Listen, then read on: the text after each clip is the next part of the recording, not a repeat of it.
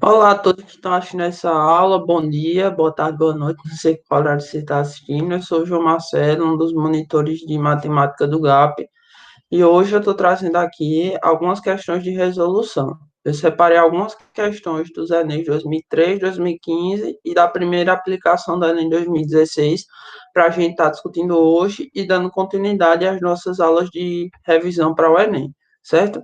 Então, a dinâmica que eu vou adotar é bem simples. Eu vou resolver algumas questões. Acredito que separamos 5 ou 6 questões, mas esse material que vai ser postado lá no nosso Google Classroom vai ter diversas outras questões para vocês resolverem também. Assim como nas outras situações, vocês podem resolver as questões e qualquer dúvida entrar em contato. Tá certo, pessoal? Vamos adiante. Vamos lá para essa primeira questão. Ó, a cidade de Guarulhos, em São Paulo, tem o oitavo PIB municipal do Brasil, além do maior aeroporto da América do Sul. Em proporção, possui a economia que mais cresce em indústrias, conforme mostra o gráfico. Aqui está o gráfico. No gráfico é sempre bom a gente analisar os dois eixos, o eixo X, que é o eixo das abscissas, e o eixo Y, que é o eixo das ordenadas. Nesse caso, a gente tem no eixo X as regiões ou cidades, os territórios, Brasil, São Paulo e São Paulo capital, e Guarulhos, e aqui os percentuais de crescimento da indústria. Como a gente vê, Guarulhos é o que mais cresce nesse gráfico desse ano de 2012 a 2008. Muito importante fazer essa análise das informações do gráfico para você entender do que se trata. Nesse caso, é um gráfico relativamente simples, mas em outros gráficos mais complexos, é sempre importante fazer essa análise mais completa. Analisando os dados percentuais do gráfico, qual a diferença entre o maior e o menor centro de crescimento no polo das indústrias? Questão, então, bem simples, porque no caso a gente tem que identificar o maior, que é Guarulhos, certo? E o menor, que é São Paulo, apenas a capital. Então, dessa forma, a gente precisa fazer uma subtração entre esses dois percentuais, 60,52% e 3,57%, que vai dar algo em torno de, se você, assim, né, vamos imaginar que você está resolvendo a questão, não conseguiu se concentrar para fazer a conta, assim, você pode voltar e analisar as alternativas. Isso aqui vai dar uma diferença de mais ou menos 4%, um pouquinho mais, um pouquinho menos, né, entre esses dois aqui. Então, você só podia, pensando que isso aqui seria cerca de 60, isso aqui seria mais ou menos 4, fazendo essa subtração, o valor mais próximo seria 56, certo? Mas é claro que, caso você esteja conseguindo na prova, não esteja tão cansado, o mais adequado é fazer a subtração, e aí você vai encontrar que a diferença, a resposta vai ser de 56,95. Quando eu estava me referindo mais ou menos 4 é o valor do percentual de São Paulo, não a diferença. A diferença é cerca de 56, 56,95 para ser mais exato, certo? Voltando aqui, vamos analisar as alternativas. Não tem como é, essa resposta ser nenhum número maior que 60. Por quê? Porque ele não quer saber a diferença. A diferença não tem como ser maior que o maior valor. Então, não poderia ser nem a alternativa A, nem a alternativa B de forma alguma. As outras alternativas você podia se confundir a partir da interpretação que você fizesse do gráfico, mas mesmo assim, ao identificar que ele quer a diferença entre o maior, que é Guarulhos, e o menor, que é a capital de São Paulo, você certamente iria para a letra C. É uma questão simples, que naquele cálculo do TRI, que a gente já explicou algumas vezes, agrega muito ponto à sua nota. No caso, acertar esse tipo de questão. Agora vamos para a próxima questão. Aqui, letra C. Uma loja acompanhou o número de compradores de dois produtos, A e B, durante os meses de janeiro, fevereiro e março de 2012. Novamente, a questão que trabalha aqui com gráfico. Aqui a gente tem no eixo Y, número de compradores, no eixo X, os meses, e aí a gente tem duas colunas. A coluna preta representa os compradores do produto A, e a coluna B representa os compradores do produto B. A coluna cinza, perdão. Então, veja, a loja sorteará um brinde entre os compradores do produto A e outro brinde entre os compradores do produto B. E aí, na questão, ele quer saber qual a probabilidade que os dois sorteados tenham feito suas compras em fevereiro de 2012, certo? Aí o que é que a gente precisa identificar? Ele quer a probabilidade de que o sorteado de A e o sorteado de B tenham comprado em fevereiro de 2012. Probabilidade, pessoal, de modo geral, a gente trabalha com o grupo específico que você quer no numerador, perdão, sobre o total no denominador. Então, veja, o caso do produto A, no total nós temos 10 com 30, 40 com 60, 100. 100 compradores ao longo do ano. Quantos compraram em fevereiro? 30. Então, a probabilidade que o sorteado seja do mês de fevereiro vai ser 30 sobre 100. Nesse caso do grupo A, do produto A. Do produto B, a gente faz a mesma coisa. 20 compraram em janeiro, 20 compraram em fevereiro, 80 compraram em março. Então, no total, nós temos 80 com 20, 100, 100 com 20 e 120. Então, 120 foram os compradores totais, 20 compraram em fevereiro. A gente precisa montar essas duas equações para poder saber a probabilidade do sorteado ser de fevereiro no produto A e do mesmo mês no produto B. Agora, na questão, ele pergunta a probabilidade que os dois sorteados tenham sido em fevereiro. Então, vai ser tanto a probabilidade de A como a probabilidade de B. Por isso que a gente usa esse conectivo E. Quando a gente usa o conectivo E, ou I, enfim, A e B, a gente vai utilizar a operação de multiplicação, no caso da probabilidade. Se nesse caso ele perguntasse A ou B, a gente utilizaria a soma, certo? Então, a gente calcula as duas probabilidades, 30 sobre 100 no caso do produto A e 20 sobre 120 no caso do produto B, e multiplica as duas probabilidades. Nesse caso, nós temos que ir simplificando, né? Porque dá para simplificar. Eu recomendo simplificar antes de fazer a multiplicação, porque aí a gente vai ter números mais simples para poder resolver a operação lá na frente, senão vai ficar uma operação com números muito grandes. Então vamos lá, a gente pode primeiro simplificar cortando esses zeros, certo? Corta um zero aqui, um aqui, vai ficar assim. Em seguida, a gente pode simplificar dividindo por 2 aqui, então vai ficar dividido por 2 em cima, dividido por 2 embaixo, fica 1/6. E em seguida, a gente pode simplificar dividindo por 3 aqui e aqui. Como se trata de uma multiplicação, eu posso fazer essa simplificação entre as equações. Dividindo 3 por 3 dá 1. Perdão. Dividido 6 por 3 dá 2. Então, vamos ficar com 1/10 vezes 1/2. Dessa forma, nós temos que só multiplicar os denominadores. 1 vezes 1 vai dar o mesmo. 10 vezes 2 dá 20. Então, ficamos com 1/20 na probabilidade que o sorteado seja do mês de fevereiro, tanto no sorteio do A como no sorteio do B. Certo? Letra A aqui é a resposta.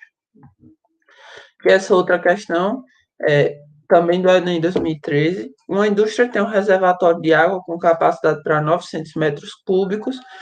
Antes de dar continuidade, minha gente, é sempre importante saber a relação entre os metros cúbicos e o litro, porque os dois são grandezas de volume, então em algumas situações vocês podem precisar fazer uma conversão de metros cúbicos para litros, por exemplo. É uma situação que é recorrente em questões do Enem. Com frequência, nos últimos anos, era necessário que você soubesse fazer isso. O que é interessante, que eu acho, né, que é prático de lembrar, é que 1 metro cúbico, né, 1 metro ao cubo, é a mesma coisa que 1.000 litros, que é 10 à terceira litros. Então, 1 metro elevado a 3 é igual a 10 elevado a 3 litros. Pode ser uma forma de ajudar a entender. A gente não vai precisar fazer essa conversão nessa questão, mas eu achei relevante lembrar disso agora. Então, veja, quando há necessidade de limpeza do reservatório, toda a água precisa ser escoada, nesse caso, todos os 900 metros cúbicos. O escoamento da água é feito por 6 ralos e dura 6 horas quando o reservatório está cheio. Os 6 ralos ligados durante as 6 horas tiram todos os 900 metros cúbicos. Essa indústria construirá um novo reservatório com capacidade de 500 metros cúbicos, cujo escoamento de água deverá ser realizado em 4 horas quando o reservatório estiver cheio. Da mesma forma que a gente tem um reservatório antigo, que tinha 900 metros cúbicos e que era escoado totalmente durante 6 horas a partir de 6 ralos, agora nós vamos ter um novo reservatório de 500 metros cúbicos que precisa ser escoado em 4 horas, com a quantidade de ralos que a gente vai precisar descobrir, que é o que a questão vai estar pedindo aqui. A quantidade de ralos no reservatório deverá ser igual a, e aí tem as alternativas. Nesse caso, a gente tem que lembrar que os ralos vão ser idênticos aos utilizados no reservatório antigo. Então, se os ralos do reservatório antigo, eles escoarem, vamos dizer, a gente vai encontrar essa conta, mas se eles escoarem 50 metros cúbicos por hora, por exemplo, os novos também vão escoar essa quantidade, certo? Então, no caso, para resolver essa questão, primeiro a gente precisa descobrir qual é a capacidade de escoamento dos ralos do reservatório antigo e saber quantos desses ralos vão ser necessários para escoar os 500 metros cúbicos do reservatório novo nas 4 horas desejadas. Então, vamos lá. Aqui nós temos 900 metros cúbicos escoados por 6 ralos em 6 horas. Nós vamos ter agora 500 que vão ser escoados por um número que a gente vai descobrir de ralos em 4 horas. Então, veja, os 900 metros cúbicos são escoados em 6 horas, certo? Vamos deixar os ralos esquecidos um pouquinho. Se a gente escoa 900 metros cúbicos em 6 horas e esse escoamento é constante, ou seja, em cada hora a gente escoa a mesma quantidade, em uma hora a gente escoa 150 metros cúbicos, porque 900 dividido por 6 vai dar 150. Então, na primeira hora 150, na segunda 150, na terceira 150, na quarta, na quinta e sexta, cada uma 150, totalizando os 900 metros que são escoados. Então, em uma hora eu vou ter os 6 ralos trabalhando. Se em uma hora eles juntos escoam 150 metros, em uma hora cada um deles vai escoar 25 metros, porque é justamente 150 dividido por 6 vai dar 25. Então, cada ralo escoa em uma hora 125 metros, perdão, cúbicos. Então, no novo reservatório, a gente tem que 500 metros cúbicos vão ser escoados em 4 horas, usando uma quantidade X de ralos. Se vai ser 500 metros cúbicos em 4 horas, cada hora vão ser 125 metros cúbicos. Aí é só raciocinar o seguinte: se um ralo escoa 25 metros cúbicos, para eu poder escoar os 125, eu vou precisar de 5 ralos. Porque 25 com 25 dá 50, com mais 25, 75, com mais 25, 100, com mais 25, 125. Ou se você pegar 125 dividido por 25, também vai encontrar 5. Então, é justamente essa quantidade de ralos que vai ser necessária aqui na letra C, 5 ralos para fazer esse escoamento de 125 metros cúbicos. E em seguida, nós temos essa questão aqui, que é uma questão de proporção, lembra muito as questões de escala. Um pesquisador a explorar a floresta de Jardine em 2015 fotografou uma caneta de 16,8 centímetros de comprimento ao lado de uma pegada. O comprimento da caneta, a largura e o comprimento da pegada na fotografia estão indicados no esquema. Então, veja, essa caneta aqui na foto dele tem 1,4 centímetros, no mundo real tem 16,8 centímetros. Então, você já tem uma proporção aí entre o que está nessa figura e o mundo real. Agora você tem que aplicar a mesma proporção para poder encontrar o comprimento e a largura da pegada, certo? Então, veja, não é nada muito difícil, porque a gente sabe que quando a gente precisa aplicar esse tipo de proporção, a gente utiliza regra de 3. Então, você só precisa montar a regra de 3 adequada para poder resolver essa questão. Se 1,4 centímetros, que é o tamanho da caneta na figura, corresponde a 16,8 no mundo real, 2,2, que é o tamanho a largura da pegada na figura, vão corresponder a X. João, como é que eu sei que eu montei a regra de 3 da forma correta? Você tem que deixar do mesmo lado, no lado da equação, as coisas correspondentes. Então, se desse lado eu coloquei o tamanho na figura da caneta, desse lado também deveria colocar o que eu quero descobrir, nesse caso, a largura da pegada na figura. E aqui eu coloco as coisas no mundo real. o tamanho da caneta no mundo real e o tamanho da pegada no mundo real, da largura da pegada. Como eu não sei a largura da pegada, eu vou chamar de x para podermos resolver. E aí é só fazer regra de 3, meio pelos extremos. Então fica 1,4x igual a 2,2 vezes 16,8. Esse 1,4 que estava multiplicando o x passa dividindo, e aí fica 2,2 vezes 16,8 dividido por 1,4. Isso vai dar 26,4 quando a gente for resolver lá na ponta do lápis. Aí um detalhe que com isso você já mata a questão, porque só tem uma alternativa que tem 26,8, que é a letra D. Mas, assim, o recomendado é você dar continuidade.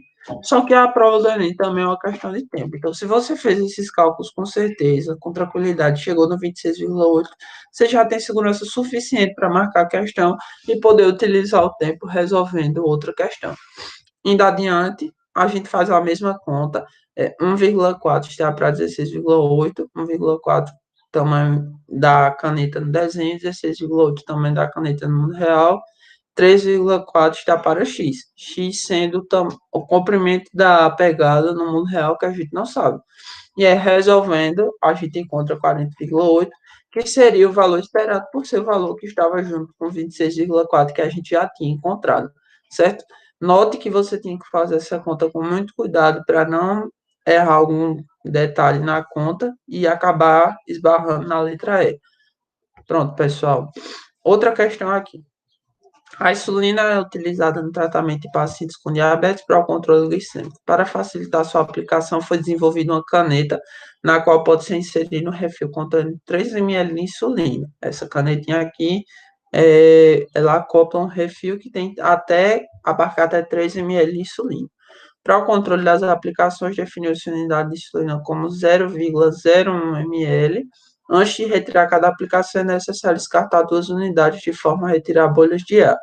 Então, veja, se um paciente ele vai fazer uma aplicação de 10 unidades, como é o caso desse paciente da questão, ele gasta 12 unidades por aplicação, porque ele gasta as 10 que ele vai aplicar nele e as duas que ele descarta para poder retirar essas bolhas de ar.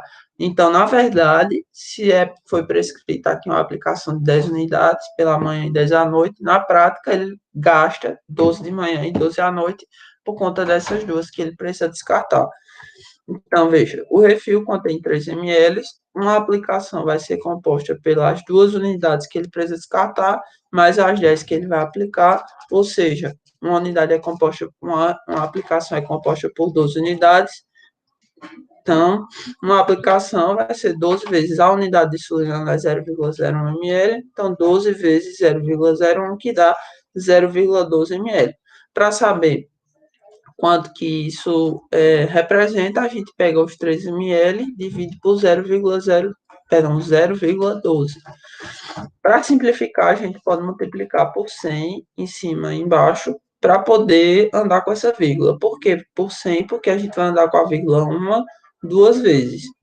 Então, tudo que a gente faz numa fração assim, no denominador, a gente também precisa fazer no numerador, para manter aquela equação, aquela função, perdão, aquela fração. Então, multiplicando por 100 em cima e embaixo, a gente tem 300 dividido por 12, que vai dar 25. Então, o total de aplicações que ele pode fazer com esse refil é de 25 aplicações, certo? Note que eu estou falando a quantidade de aplicações, não é a quantidade de dias que ele poderia utilizar isso. Como ele faz 2 aplicações por dia, daria para ele utilizar 12 dias completos em uma aplicação pela manhã no 13º dia, certo? Para a gente não se alongar mais em relação a esse vídeo, eu separei aqui algumas questões ainda, tem a resolução aqui, no caso aqui seria mais uma resolução comentada, porque a análise de gráfico, e tem outras questões também que estão separadas aqui, para vocês poderem estar resolvendo. Vou disponibilizar esse material no Google Classroom, e aí vocês ficam totalmente livres para responder, mandar dúvidas.